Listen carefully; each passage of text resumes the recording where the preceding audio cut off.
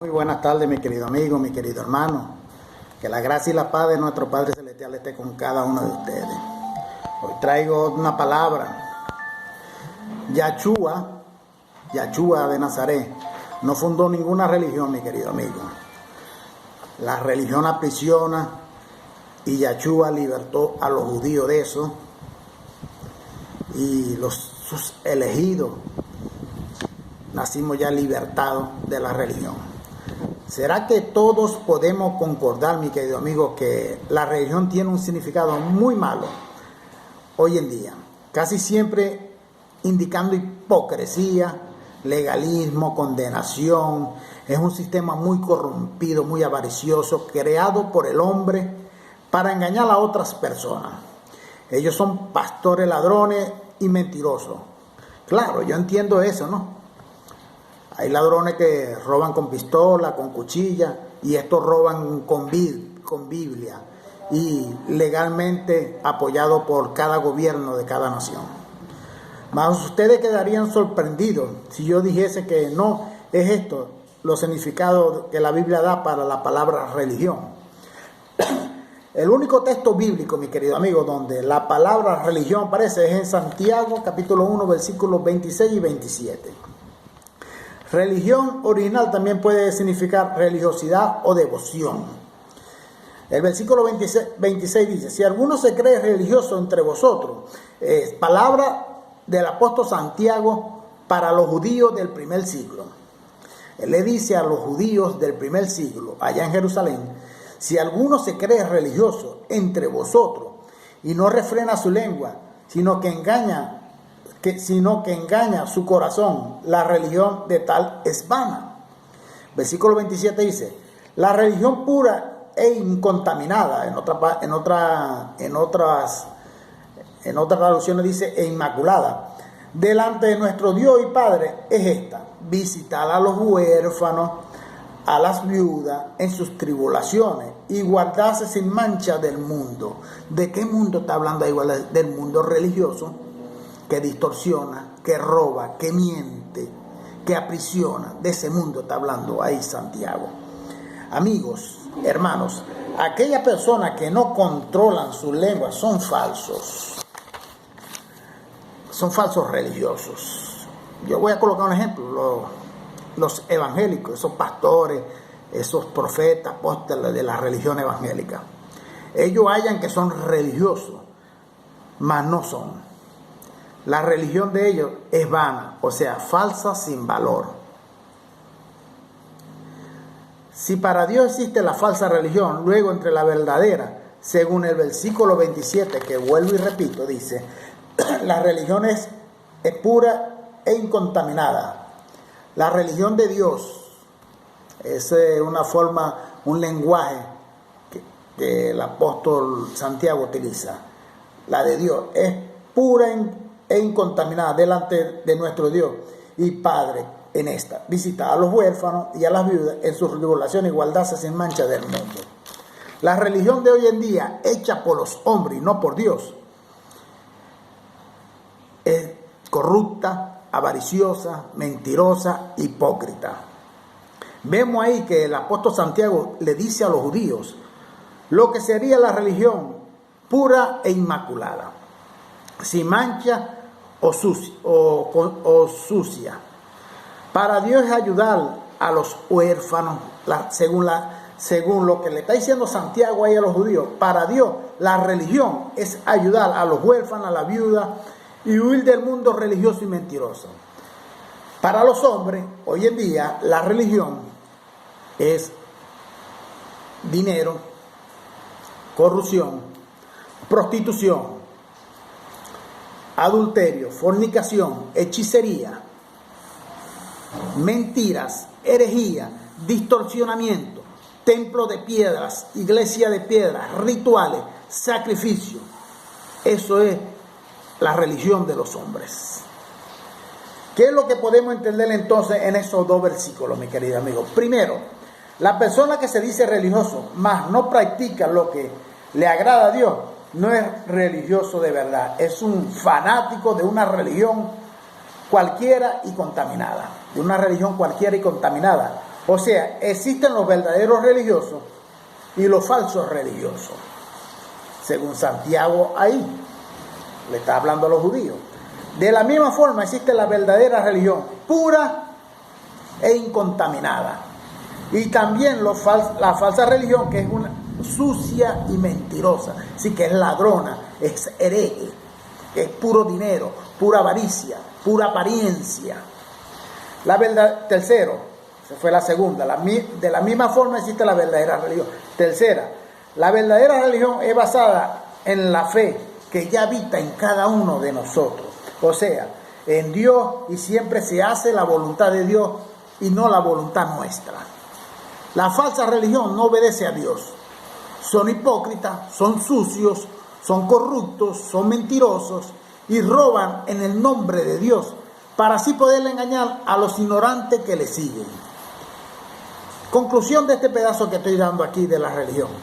Si quisiéramos hablar como la Biblia habla y entender los términos que Dios desea, no debemos usar la palabra religión como si fuese malo. No. Debemos usar la palabra religiosidad, fanatismo, ladrones con Biblia, hipocresía, fariseos. Yahshua atacaba a los falsos religiosos. Yahshua de Nazaret atacaba a los falsos religiosos allá en su época en Jerusalén. No a la verdadera, que eran ellos, los seguidores de Yahshua de Nazaret allá en su época. ¿Qué es lo que Yahshua enseñaba? El amor a Dios y el amor al prójimo. Eso es lo que él enseñaba. Hoy no enseñan eso. La religiosidad católica y evangélica no enseña eso. Quieren atacar esas cosas malas de los fariseos de hoy en día, mi querido amigo. Ataquen con base en la escritura. Más de el nombre correcto para esos falsos religiosos y la falsa religión. Hipócritas, fariseo hipócrita, escriba hipócrita, fanático, herejes, mentiroso, ladrones con Biblia. Ese es el nombre de ellos. Para Dios la verdadera religión es obedecer y vivir la plenitud de la gracia de Dios, obedeciendo y amando al prójimo y huir del mundo religioso de hoy en día. Amigos, la salvación de hoy es en la mente. Es en la mente y es por la gracia de Dios. Y ya los elegidos de Dios nacen salvos. La salvación en el primer siglo fue para los judíos, fue la salvación de la ley de Moisés. Salir de ese sistema corrupto, ese sistema hereje y hipócrita, ese sistema con doctrina y con precepto de hombre, de la ley de Dios. Esa era la salvación para ellos, los judíos en aquella época. Y no por mérito y doctrinas humanas, mi querido amigo. La salvación no viene ni por mérito ni por doctrina humana como enseñan las religiones evangélicas. Dejen de ser esclavos de la religión. Salgan de ese engaño. El sacrificio de Yahshua fue perfecto y único, eficaz y suficiente. Juan 8:32 dice, y conoceréis la verdad y la verdad os libertará. Gálatas 2:20 dice, con Cristo estoy juntamente crucificado. Mira lo que Pablo le dice a los galicias. Pablo le dice, con Cristo estoy justamente crucificado y ya no vivo en la carne. Lo vivo en la fe del Hijo de Dios, el cual me ama y se entregó a sí mismo por mí. El precio ya fue pago, mi querido amigo, por Yahshua. Los únicos pecadores fueron los judíos en aquella época de la ley de Moisés. Ya fue suficiente lo que Dios hizo en la cruz del Calvario. Ya basta de tanta enseñanzas farsas de la Biblia. Eso es historia del pasado, mi querido amigo. Eso es historia del pasado. Eso no es para nosotros. Ya eso sucedió y se cumplió y quedó consumado. Ahora solo nos basta la gracia de Dios. Estamos en la plenitud de la gracia de Dios, sin sacrificio, sin religiosidad, sin rituales, sin culto del antiguo pacto. No precisamos más de invento de hombres religiosos. No necesitamos de fórmula mágica o cualquier otra cosa fuera del Evangelio. No necesitamos de amuletos para la palabra de Dios, sea cemento, rosa, agua orada por esos tipos, sábana ungida o cualquier otra cosa, del punto de contacto que quiten del camino y la centralidad en Dios, en la gracia de Dios. Ya nosotros no tenemos que pagar ningún precio, ya eso lo pagó Yahshua en la cruz del Calvario por los judíos, porque ellos eran los transgresores, ellos eran los desobedientes, ellos eran los pecadores, ellos eran los que torturaron y asesinaron a Yahshua, los que desobedecieron a Dios. No hay nada más que ser pago en los días de hoy. Yahshua murió y resucitó. Todo ya está hecho y perfecto. Esta es la buena nueva que predicaron sus apóstoles en el primer siglo. Ahora estamos en la plenitud de la gracia de Dios. Y la nueva Jerusalén y el reino de Dios está dentro de cada uno de los elegidos de Dios. Ninguno de nosotros necesitamos de dar demostraciones de fe a nadie, ni entregando parte de nuestro salario a esos sacerdotes, a esos pastores engañadores, avariciosos, de la ganancia deshonestamente. Si Dios no lleva nada en serio, sin dinero, ¿cómo entonces queda la vida de aquellos que no tienen nada, mi querido amigo? Libértese de eso ya, mi querido amigo. Yo no soy evangélico, tampoco soy católico, tampoco soy macumbero, yo no soy espiritista, yo no soy urbanista, yo no soy ateo, yo no soy musulmán, yo no soy de testigo de Jehová, yo no soy bautista, yo no soy adventista, yo no soy de los solo Jesús, yo no soy pentecostal, yo no soy religioso, yo no soy esclavo, no pertenezco a ninguna denominación religiosa y tampoco a ninguna institución religiosa de hoy en día. Soy libre. Yo nací liberto por Cristo, que ya pagó el precio por los judíos y unió a los dos pueblos en la cruz del Calvario, porque los gentiles en aquella época no hacíamos parte del primer pacto, éramos sin Dios, éramos sin ley. Juan 8:36 dice: así que si el Hijo os liberta, seréis verdaderamente libres. Palabra de Yahshua para el pueblo judío.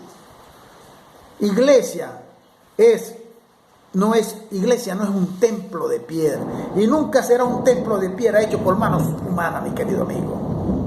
Salga de ese engaño. Iglesias son seres humanos. Lea bien la Biblia. Lea Hechos 8:3. Lea Romanos 16:5, perdón. Romanos 16:5. Solamente le voy a dar esos versículos. Hay muchos versículos más. Filipenses, Filimón lo dice también. Corintios también lo dice.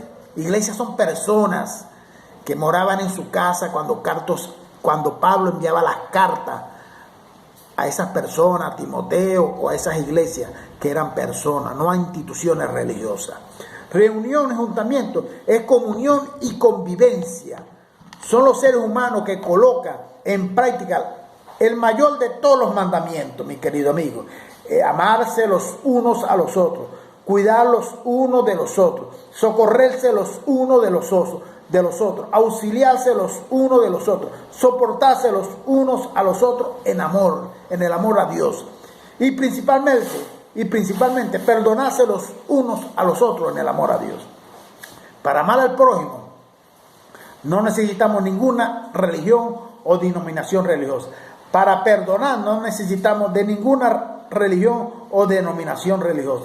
Para socorrer al necesitado no necesitamos llevar dinero, alimentos, ropa, para ninguna institución religiosa.